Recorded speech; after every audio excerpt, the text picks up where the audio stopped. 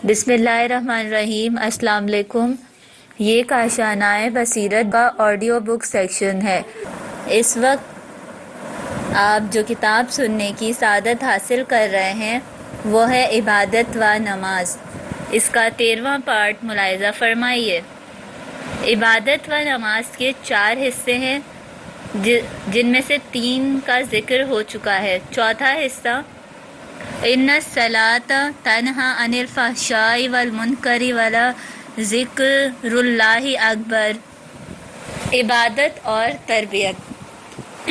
اسلام میں عبادت اصل اور بنیاد کی حامل ہونے کے ساتھ ساتھ اس کی تربیتی اسکیم کا حصہ بھی ہے۔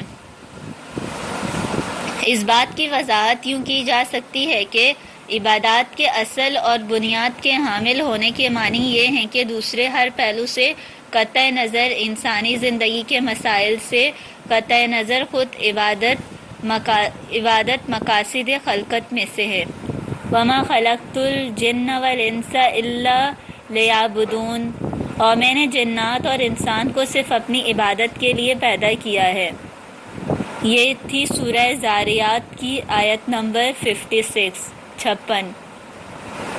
عبادت انسان کے حقیقی کمال اور تقرب الہی کا ایک وسیلہ ہے، ایسی چیز جو خود انسان کے کمال کا ظاہر اور خود ہدف اور غایت ہے۔ اس کے لیے ضروری نہیں کہ وہ کسی دوسری چیز کا مقدمہ اور وسیلہ ہو، لیکن اس کے باوجود عبادات اصل اصالت کی حامل ہونے کے ساتھ ساتھ دوسری چیز کا مقدمہ بھی ہیں۔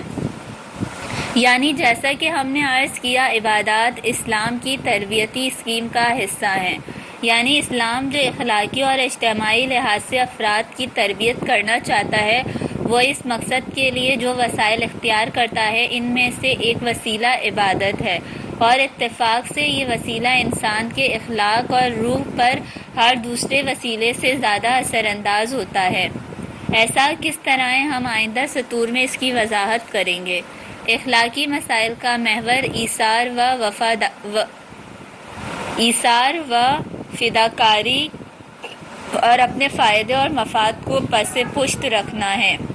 جس طرح حمی یعنی پرخوری سے اجتناب جسمانی سلامتی کا ایک وسیلہ ہے، جو جسمانی صحت سے متعلق تمام خوبیوں کی اساس اور بنیاد ہے، اسی طرح اخلاق بھی ایک چیز ہے جو تمام اخلاقی مسائل کی اصل اساس ہے، اور وہ ہے اپنی ذات سے گزر جانا اور اپنی ذات کو بھلا دینا، انانیت کی اسیری سے آزاد ہو جانا اور میں کو ترک کر دینا۔ اجتماعی مسائل میں عدالت کا اصول تمام اصولوں کی ماں ہے۔ عدالت یعنی دوسرے افراد کے حق کا ملحوظ رکھنا، ان کے حقوق کی رعایت کرنا۔ وہ مشکل جس سے انسانیت اخلاقی مسائل میں بھی دوچار ہے اور اجتماعی مسائل میں بھی اس کا سامنا کر رہی ہے، وہ ان اصولوں کو رو با عمل لانے کا مسئلہ ہے۔ یعنی کوئی بھی شخص ایسا نہیں جو اخلاق سے ناواقف ہو یا اس بات کا علم نہ رکھتا ہو کہ عدالت کس درجہ ضروری ہے، لیکن مشکل اس وقت پیش آتی ہے جب ان اصولوں پر عمل کا مرحلہ آتا ہے۔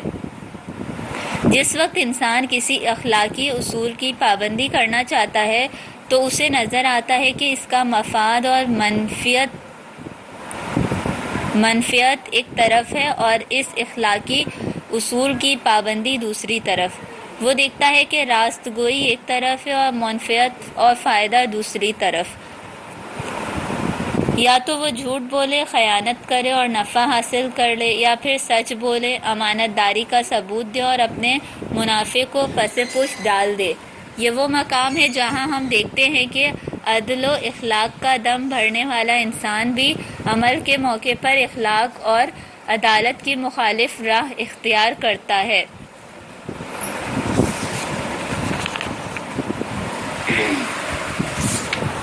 ایمان کی تاثیر، جو چیز اخلاق اور عدالت کی پشت پناہ اور ضمانت ہے، اور جو اگر انسان میں پیدا ہو جائے تو انسان بآسانی اخلاق اور عدالت کے راستے پر قدم بڑھا سکتا ہے اور اپنے نفع اور مفاد سے دستبردار ہو سکتا ہے، وہ صرف ایمان ہے۔ البتہ کون سا ایمان؟ جی ہاں، خود عدالت پر ایمان، خود اخلاق پر ایمان۔ انسان میں عدالت پر ایک مقدس امر کے طور پر، اخلاق پر ایک مقدس امر کے طور پر ایمان کب پیدا ہوتا ہے؟ یہ ایمان اس وقت پیدا ہوتا ہے جب وہ تقدس کی اصل و اساس یعنی خدا پر ایمان رکھتا ہو۔ لہٰذا انسان عملاً اتنا ہی عدالت کا پابند ہوتا ہے جتنا خدا کا معتقد ہوتا ہے، عملاً اتنا ہی اخلاق کا پابند ہوتا ہے جتنا خدا پر ایمان رکھتا ہے۔ ہمارے دور کی مشکل یہی ہے کہ لوگ سمجھتے ہیں کہ علم کافی ہے، یعنی با اخلاق اور عادل ہونے کے لیے ہمارا عدالت اور اخلاق سے واقف ہونا اور ان کا عمل رکھنا ہی کافی ہے۔ لیکن تجربے نے بتایا ہے کہ اگر علم سے ایمان کا رشتہ ٹوٹا ہوا ہو تو یہ عدالت اور اخلاق کے لیے نہ صرف مفید نہیں بلکہ مضر بھی ہے، اور سنائی کے اس قول کے مصداق ہو جاتا ہے کہ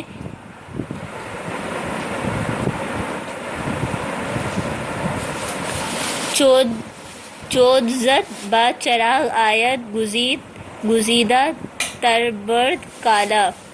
جب چور چراغ کے ہمراہ آتا ہے تو اچھی طرح چن چن کے مال لے جاتا ہے، لیکن اگر ایمان پیدا ہو جائے تو اخلاق اور عدالت میں استحکام آ جاتا ہے۔ مذہبی ایمان کے بغیر اخلاق اور عدالت ایسے ہی ہے جیسے بغیر ضمانت کے کرنسی نوٹوں کا جاری کر دینا۔ جب مذہبی ایمان آ جاتا ہے تو اخلاق اور عدالت بھی آ جاتے ہیں۔ یہیں پہنچ کر ہمیں نظر آتا ہے کہ اسلام نے خدا کی پرستش اور عبادت کو اخلاق اور عدالت سے جدا ایک علیحدہ مسئلہ قرار نہیں دیا ہے، یعنی جس عبادت کا اسلام حکم دیتا ہے اس کی چاشنی اخلاق اور عدالت کو قرار دیتا ہے، یا یہ کہیں کہ جس عدالت اور اخلاق کو تجویز کرتا ہے اس کی چاشنی عبادت کو قرار دیتا ہے، کیونکہ اس کے بغیر یہ ممکن نہیں۔ ایک مثال عرض کرتا ہوں آپ کو، کہاں اور دنیا میں پائے جانے والے مکاتیب و ادیان میں سے کس مکتب اور دین میں یہ بات نظر آتی ہے کہ ایک مجرم خود اپنے قدموں سے چل کر آئے اور اپنے آپ کو سزا کے لیے پیش کرے؟ مجرم تو ہمیشہ سزا سے بچنے کی کوشش کرتا ہے۔ وہ واحد قدرت جو مجرم کو خود اپنے قدموں پر چلا کے اور اپنے ارادے اور اختیار سے سزا کی طرف لاتی ہے، وہ ایمان کی طاقت ہے۔ اس کے سوا کوئی اور چیز ایسا نہیں کر سکتی۔ جب ہم اسلام کے ابتدائی دور پر نظر ڈالتے ہیں تو ہمیں ایسی بکثرت مثالیں نظر آتی ہیں۔ البتہ جب ہم یہ کہتے ہیں کہ اسلام کے ابتدائی دور میں، تو اس سے مراد یہ نہیں کہ اس ابتدائی دور کے سوا کسی اور دور میں ایسی مثالیں نہیں ملتی۔ نہیں، صدر اسلام کے علاوہ دوسرے ادوار میں بھی لوگوں میں پائے جانے والے ایمان کے تناسب سے ایسی مثالیں موجود ہیں۔ اسلام نے مجرم کے لیے سزاؤں کا تعین کیا ہے، مثلاً شراب نوشی کے مرتکب فرد، زناکار اور چور کے لیے سزائیں معین کی ہیں۔ دوسری طرف اسلام میں ایک اصول ہے، اور وہ یہ ہے کہ الحدود تدرأ بالشبہات، یعنی حدود معمولی شبہے پر دفع ہو جاتے ہیں۔ اسلام قاضی اور حاکم کو اس بات کا پابند نہیں کرتا کہ وہ مجرم کو تلاش کرنے کے لیے جاسوسی کریں، تجسس کریں، بلکہ مجرم کے دل میں ایک طاقت ڈالتا ہے جس کے اثر سے وہ خود اپنے آپ کو سزا کے لیے پیش کرتا ہے۔ پیغمبر اسلام صلی اللہ علیہ وآلہ وسلم کے زمانے میں امیر المومنین حضرت علی علیہ السلام کے دور میں کثرت کے ساتھ ایسا ہوا کرتا تھا کہ لوگ خود پیغمبر یا امام کی خدمت میں حاضر ہوتے اور عرض کرتے کہ یا رسول اللہ، یا امیر المومنین، ہم فلاں جرم کے مرتکب ہوئے، ہمیں سزا دیجیے، ہم آلودہ ہیں، ہمیں پاک کر دیجیے۔ ایک شخص رسول اکرم کی خدمت میں آیا اور کہا، اے اللہ کے رسول، میں نے زنا کیا ہے، مجھے سزا دیجیے۔ کیونکہ اس قسم کے مسائل میں ایسے شخص کے لیے 4 مرتبہ اقرار کرنا ضروری ہے۔ ایک مرتبہ کا اقرار کافی نہیں، لہٰذا پیغمبر نے فرمایا لعلک قبلت، شاید تم نے اس عورت کا بوسہ لیا ہوگا اور کہہ رہے ہو کہ میں نے زنا کیا ہے، یعنی حضرت اس کے منہ میں الفاظ رکھ رہے ہیں۔ اگر وہ کہے کہ ہاں میں نے بوسہ لیا ہے تو کہہ سکتے ہیں کہ بوس و کنار بھی زنا کی مانند ہے اور معاملہ صرف یہیں پر ختم ہو گیا ہوگا۔ اس نے کہا نہیں ہے اللہ کے رسول، میں نے زنا کیا ہے۔ فرمایا لعلک غمست، شاید تو نے برائی کا صرف ارادہ کیا ہوگا یا اس کے جسم کو گدایا ہوگا۔ شاید وہ کہے کہ ہاں ایسا ہی تھا، اس سے زیادہ میں نے کچھ نہیں کیا تھا۔ اس نے کہا نہیں ہے اللہ کے رسول، میں زنا کا مرتکب ہوا ہوں۔ آپ نے فرمایا شاید تو زنا کے قریب قریب پہنچ گیا ہوگا اور در حقیقت زنا واقعی نہ ہوا ہو۔ اس نے کہا نہیں ہے اللہ کے رسول، میں آلودہ ہوا ہوں، میں ناپاک ہو گیا ہوں، میں اس لیے آیا ہوں کہ آپ مجھ پر حد جاری فرمائیں اور اسی دنیا میں مجھے سزا دیں۔ میں نہیں چاہتا کہ میرا یہ جرم دوسری دنیا میں میرے ساتھ جائے۔ یہ حدیث جسے اب ہم پیش کر رہے ہیں کافی میں ہے۔ ایک عورت امیر المومنین علیہ السلام کی خدمت میں حاضر ہوئی اور کہا اے امیر المومنین، میں نے زنائے محصنہ کا ارتکاب کیا ہے، میں شادی شدہ ہوں، شوہر کی غیر موجودگی میں زنا کی مرتکب ہوئی ہوں اور اس کے نتیجے میں حاملہ ہو گئی ہوں، طہرنی، مجھے پاک کر دیجئے، میں آلودہ ہوں۔ امام نے فرمایا ایک مرتبہ کا اقرار کافی نہیں، 4 مرتبہ اقرار کرنا ضروری ہے۔ پھر یہ کہ اگر ایک شادی شدہ عورت زنا کی مرتکب ہو تو اسے رجم یعنی سنسار کیا جائے گا۔ میں اگر تمہیں سنسار کرنے کا حکم دوں گا تو اس بچے کا کیا بنے گا جو تمہارے شکم میں ہے؟ بچے کو تو ہم سنسار نہیں کر سکتے، تم جاؤ بچے کی پیدائش کے بعد آنا، ہم اس بچے کی وجہ سے تمہیں سنسار نہیں کر سکتے۔ یہ سن کر وہ عورت چلی گئی۔ چند ماہ بعد دیکھتے ہیں کہ وہی عورت چلی آ رہی ہے، ایک بچہ بھی اس کی گود میں ہے، کہتی ہے یا امیر المومنین طہرنی، اے امیر المومنین مجھے پاک کر دیجئے۔ بولی میرا عذر یہ بچہ تھا، اب یہ دنیا میں آ چکا ہے، یہ دوسرا اقرار تھا۔ امیر المومنین نے فرمایا اب اس موقع پر اگر ہم تجھے سنسار کر دیں تو اس بچے کا کیا قصور ہے؟ ابھی اسے ماں کی ضرورت ہے، اسے ماں کا دودھ چاہیے، یہ ماں کی دیکھ بھال اور نگہداشت کا طالب ہے۔ فی الحال جاؤ، ابھی اس بچے کو تمہاری ضرورت ہے۔ وہ عورت دل شکستہ اور رنجیدہ حالت لیے لوٹ گئی۔ 1-2 سال بعد وہ عورت دوبارہ آئی، بچہ بھی اس کے ساتھ تھا اور آ کر کہنے لگی یا امیر المومنین طہرنی، اب میرا بچہ دودھ نہیں پیتا، اسے دودھ پلانے کی ضرورت نہیں رہی، بڑا ہو گیا ہے، اب مجھے پاک کر دیجئے۔ فرمایا نہیں، ابھی اس بچے کو ماں کی ضرورت ہے، ابھی جاؤ۔ یہ سن کر اس عورت نے بچے کا ہاتھ پکڑا، اب وہ روتی جاتی تھی اور یہ کہتی جاتی تھی خدایا یہ تیسری مرتبہ ہے کہ میں گناہ کی اس آلودگی سے پاک ہونے کی غرض سے تیرے مقرر کردہ یعنی امام کی خدمت میں آئی ہوں، خلیفہ مسلمین کے پاس آئی ہوں، اور وہ ہیں کہ ہر مرتبہ ایک بہانہ کر کے مجھے واپس لوٹا دیتے ہیں۔ بار الہ میں اس گندگی سے چھٹکارا چاہتی ہوں، میں آئی ہوں کہ وہ مجھے سنسار کرے اور میں پاک ہو جاؤں۔ وہ کہتی ہوئی جا رہی تھی کہ اتفاقاً اس پر عمرو بن حریث کی نگاہ پڑ گئی۔ یہ ایک منافق انسان تھا۔ اس نے عورت سے پوچھا کیا ہوا، کیا معاملہ ہے؟ عورت نے قصہ کہہ سنایا۔ عمرو بن حریث نے کہا آؤ میرے ساتھ، میں تمہارا مسئلہ حل کرتا ہوں، تم ایسا کرو کہ بچہ میرے حوالے کر دو، میں اس کی کفالت کرتا ہوں۔ اسے یہ معلوم نہ تھا کہ علی اس عورت سے 4تھی مرتبہ اقرار لینا نہیں چاہتے۔ امام دیکھتے ہیں کہ وہ عورت اپنے بچے اور عمرو بن حریث کے ساتھ واپس چلی آ رہی ہے، آپ کے نزدیک آتی ہے اور کہتی ہے یا امیر المومنین طہرنی، اے امیر المومنین مجھے پاک کر دیجئے، میں نے زنا کیا ہے، بچے کا مسئلہ بھی حل ہو گیا ہے، اس شخص نے اسے پالنے پوسنے کی ذمہ داری لے لی ہے، اب آپ مجھے پاک کر دیجئے۔ کہتے ہیں کہ امیر المومنین کو معاملے کا یہاں تک پہنچنا بہت ناگوار گزرا۔ یہ ایمان اور مذہب کی طاقت ہے جو انسان کے ضمیر کی گہرائیوں میں اثر انداز ہو کر اسے عدالت اور اخلاق کے سامنے جھکا دیتی ہے۔ عبادت اس لیے ہے تاکہ انسان کی ایمانی حیات کی تجدید ہو، اس کا ایمان تازہ ہو، اس میں تراوت اور نشاط پیدا ہو۔ وہ قوت اور طاقت حاصل کرے۔ جتنا انسان کا ایمان زیادہ ہوگا اتنا ہی وہ خدا کو زیادہ یاد رکھے گا، اور جتنا انسان کو خدا یاد رہے گا اتنا ہی وہ گناہ کا کم مرتکب ہوگا۔ گناہ اور نافرمانی کرنے یا نہ کرنے کا دار و مدار علم پر نہیں، اس کا دار و مدار غفلت اور یاد پر ہے۔ جتنا انسان غافل ہوگا، یعنی اس نے جتنا خدا کو فراموش کر دیا ہوگا، اتنا ہی زیادہ وہ گناہ کا ارتکاب کرے گا، اور جتنا زیادہ وہ خدا کو یاد رکھے گا اتنی ہی اس کی نافرمانیاں کم ہوں گی۔ عصمت اور ایمان۔ آپ نے سنا ہوا ہے کہ انبیاء اور ائمہ معصوم ہوتے ہیں۔ اگر آپ سے پوچھا جائے کہ انبیاء اور ائمہ کے معصوم ہونے کے کیا معنی ہیں، تو آپ اس کا جواب دیں گے کہ وہ کبھی کسی بھی صورت میں گناہ کے مرتکب نہیں ہوتے۔ ٹھیک ہے، عصمت کے معنی یہی ہیں، لیکن اگر اس کے بعد آپ سے سوال کیا جائے کہ یہ لوگ کیوں گناہ نہیں کرتے، تو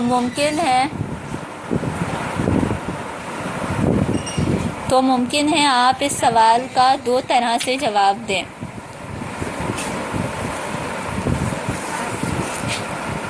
ایک یہ کہ انبیاء اور ائمہ اس وجہ سے معصوم ہیں اور گناہ نہیں کرتے کہ خداوند عالم ان کے ارتکاب گناہ میں رکاوٹ ہے، اس نے انہیں بالجبر گناہ اور معصیت سے روکا ہوا ہے، یعنی جب کبھی وہ گناہ کرنا چاہتے ہیں خدا رکاوٹ کھڑی کر دیتا ہے اور ان کا راستہ روک دیتا ہے۔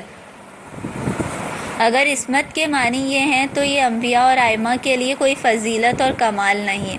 اگر میرے اور آپ کے ساتھ بھی اسی طرح ہونے لگے، جو ہی ہم گناہ کرنا چاہیں، خدا کی نافرمانی کرنا چاہیں، تو ایک خارجی طاقت ہمارے اس راستے میں حائل ہو جائے، ہمارے معنی و مزاحم ہو جائیں اور ہمارے اور گناہ کے درمیان رکاوٹ بن جائے، ایسی صورت میں بحالت مجبوری ہم بھی گناہ سے محفوظ رہیں گے۔ بس ایسی صورت میں انہیں انبیاء اور ائمہ کو ہم پر کیا فضیلت ہوئی؟ اس صورت میں ان کے اور ہمارے درمیان صرف فرق یہ ہوگا کہ وہ خدا کے ایسے بندے ہیں جنہیں اس نے خاص امتیاز دیا ہوا ہے۔ جب وہ خدا کی نافرمانی کرنا چاہتے ہیں تو خدا ان کے راستے میں حائل ہو جاتا ہے، لیکن ہمیں یہ امتیاز حاصل نہیں۔ جب ہم نافرمانی کا ارادہ کرتے ہیں تو خدا ہمارا راستہ نہیں روکتا۔ نہیں، یہ خیال غلط فہمی پر مبنی ہے۔ ان انبیاء اور ائمہ کے معصوم ہونے کے معنی یہ نہیں کہ وہ گناہ کرنا چاہتے ہیں اور خدا ان کے مانی ہو جاتا ہے۔ پس پھر حقیقت کیا ہے؟ عصمت کے معنی ایمان کے اعلیٰ ترین درجے پر فائز ہونا ہے۔ جتنا ایمان زیادہ ہوگا اتنا ہی انسان کو خدا زیادہ یاد رہے گا۔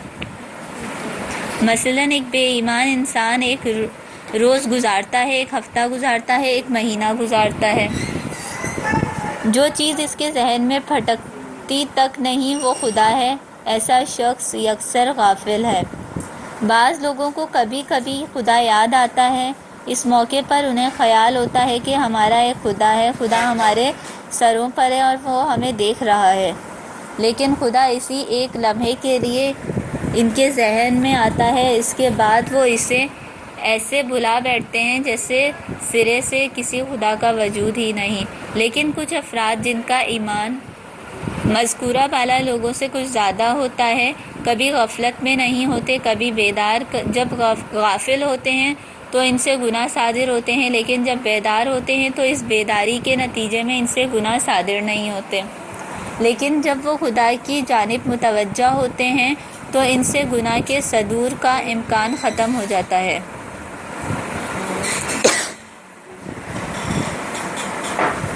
کوئی حالت ایمان میں زنا نہیں کر سکتا، یہ وسائل الشیعہ میں بتایا گیا ہے۔ جب انسان کی روح میں سچا ایمان موجود ہو اور وہ بیدار ہو تو گناہ میں مبتلا نہیں ہوتا۔ اب اگر انسان کا ایمان کمال کی حدوں کو چھو لے، یہاں تک کہ وہ خدا کو ہمیشہ حاضر و ناظر سمجھنے لگے، یعنی خدا ہمیشہ اس کے دل میں موجود ہو، تو اس صورت میں وہ کبھی بھی غافل نہیں ہوتا۔ ہر عمل کی انجام دہی کے دوران خدا کی یاد اس کے ساتھ ساتھ ہوتی ہے۔ قرآن مجید کہتا ہے، رجال لا تلہیہم تجارۃ ولا بیع عن ذکر اللہ، وہ مرد جنہیں کاروبار یا خرید و فروخت ذکر خدا سے غافل نہیں کر سکتی۔ یہ تھی سورہ نور کی آیت نمبر 37۔ قرآن یہ نہیں کہتا کہ وہ لوگ جو تجارت نہیں کرتے۔ اسلام لوگوں کو تجارت اور کاروبار سے روکنے کے لیے نہیں آیا۔ یہ نہیں کہتا کہ تجارت نہ کرو، اس کے برعکس حوصلہ افزائی کرتا ہے کہ محنت کرو، کماؤ، کاروبار کرو، تجارت کرو۔ وہ لوگ جو خرید و فروخت کرتے ہیں، تجارت کرتے ہیں، کماتے ہیں، ملازمت کرتے ہیں، لیکن ان سب چیزوں کے باوجود ایک لمحے کے لیے بھی خدا سے غافل نہیں ہوتے۔ دکان کے کاؤنٹر پر کھڑے ہوتے ہیں، چیزیں فروخت کرتے ہیں، تولتے ہیں، بولتے ہیں، پیسے لیتے ہیں اور مال حوالے کرتے ہیں، لیکن جس چیز کو وہ ایک لمحے کے لیے بھی فراموش نہیں کرتے وہ خدا ہے۔ خدا ہمیشہ ان کے ذہن میں رہتا ہے۔ اگر کوئی ہمیشہ بیدار ہو، ہمیشہ خدا اس کے ذہن میں ہو، تو قدرتی بات ہے کہ وہ کبھی بھی گناہ کا مرتکب نہیں ہوگا۔ البتہ ہم ایسی دائمی بیداری معصومین علیہ السلام کے سوا کسی اور میں نہیں پاتے۔ چنانچہ معصومین یعنی وہ لوگ جو کسی بھی لمحے خدا کو نہیں بھولتے۔ آپ کی خدمت میں ایک مثال عرض کرتا ہوں۔ کیا کبھی آپ کے ساتھ ایسا اتفاق ہوا ہے کہ آپ نے جانتے بوجھتے اپنا ہاتھ آگ میں ڈال دیا ہو یا آگ میں کود پڑے ہوں؟ اگر آپ کو معلوم نہ ہو، بے خبری میں ایسا ہو گیا ہو تو دوسری بات ہے۔ پوری زندگی میں ایک بار بھی ایسا نہیں ہوتا کہ ہم میں سے کوئی ارادتاً خود آگ میں جھونک دے۔ البتہ اگر ہم خودکشی کرنا چاہیں تو بات دوسری ہے۔ ایسا کیوں ہے؟ ایسا اس لیے ہے کہ ہم بخوبی یہ بات جانتے ہیں کہ آگ کا کام جلانا ہے۔ یہ جانتے ہیں کہ اگر آگ کے بھڑکتے شعلوں میں گر جائیں تو یقیناً زندگی سے ہاتھ دھو بیٹھیں گے۔ ہم قطعی اور یقینی طور پر اس بات کا علم رکھتے ہیں، اور جو ہی ہمیں آگ نظر آتی ہے یہ علم ہمارے ذہن میں حاضر ہو جاتا ہے، اور ہم ایک لمحے کے لیے بھی اس سے غافل نہیں ہوتے، لیکن ہم اپنے آپ کو آگ میں جھونکنے سے معصوم ہیں۔ یعنی ہمیں حاصل یہ علم و یقین اور ایمان کہ آگ جلانے کی صلاحیت رکھتی ہے، ہمیں آگ میں کود پڑنے سے باز رکھتے ہیں۔ جتنا ہم آگ کے جلانے کی صلاحیت پر ایمان رکھتے ہیں، اتنا ہی اولیاء خدا گناہ کے جلانے کی صلاحیت پر ایمان رکھتے ہیں، لہٰذا وہ معصوم ہوتے ہیں، کسی گناہ کے قریب نہیں جاتے۔ اب جب کہ معصوم کے معنی معلوم ہو چکے ہیں تو اس جملے کا مقصد بھی واضح ہو گیا ہے کہ عبادت اسلام کی تربیتی اسکیم کا حصہ ہے۔ عبادت اس لیے ہے کہ انسان کو تھوڑی تھوڑی دیر بعد خدا کی یاد دلائی جائے، اور انسان کو جتنا خدا یاد ہوگا اتنا ہی زیادہ وہ اخلاق، عدالت اور حقوق کا پابند ہوگا۔ یہ ایک بالکل کلیئر بات ہے۔